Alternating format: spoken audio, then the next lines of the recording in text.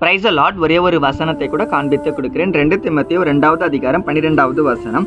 நாம் அவரை மறுதலித்தால் அவரும் நம்மை மறுதலிப்பார். இன்னைக்கு ஆண்டவர் நம்மளை பார்த்து சொல்றாரு, மகனே மகளே, நீங்க என்ன மறந்துட்டீங்கன்னா நான் உங்களை மறந்துடுவேன் அப்படின்னு ஏசப்பா இன்னைக்கு நமக்கு எச்சரிப்பின் சத்தமா சொல்றாருங்க. என்னப்பா ஏசப்பா மறக்க மாட்டாரு? இந்த உலகத்துல இருக்க மனுஷங்க தான் வந்து மறந்து போயிடுவாங்க. ஏசப்பா நம்மளை மறந்துடுவாரா?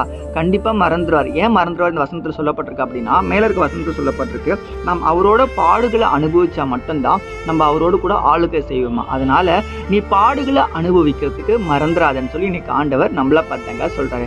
நம்ம வாழ்க்கையில பார்த்தீங்கன்னா நம்ம ஆசைப்பட்ட மாதிரி நமக்கு நடக்கல. நம்ம ஆசைப்பட்ட வேலை கிடைக்கல, ஆசைப்பட்ட வாழ்க்கை கிடைக்கல, நான் ஆசைப்பட்ட பொண்ணு கிடைக்கல, ஆசைப்பட்ட படிப்பும் கிடைக்கல, நான் ஆசைப்பட்டது எனக்கு எதுவுமே கிடைக்க மாட்டேங்குதுங்க.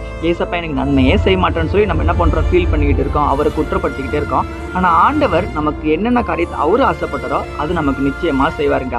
ஏசப்பா நான் ஆசைப்பட்டது நடத்தலைன்னா கூட அவர் ஆசைப்பட்டதை எனக்காக செஞ்சிருக்கிறாருங்க. அதே போல உங்க வாழ்க்கை கூட நீங்க ஆசைப்பட்டது செய்யலைன்னா கூட ஆண்டவர் ஒரு பிளான் வச்சிருக்காரு. உங்க காரியம் வந்து சின்னதா இருக்கும், ஆனா ஆண்டவர் காரியம் பெருசா இருக்கும். அந்த பிளான் சீக்கிரமா உங்க வாழ்க்கையில் நடக்க போகுதுங்க. விசுவாசிக்கிறீங்கன்னா ஆமென் போட்டுக்கோங்க. வசனங்களுக்கு ஃபாலோ பண்ணிக்கோங்க. God bless you. ஆமென்.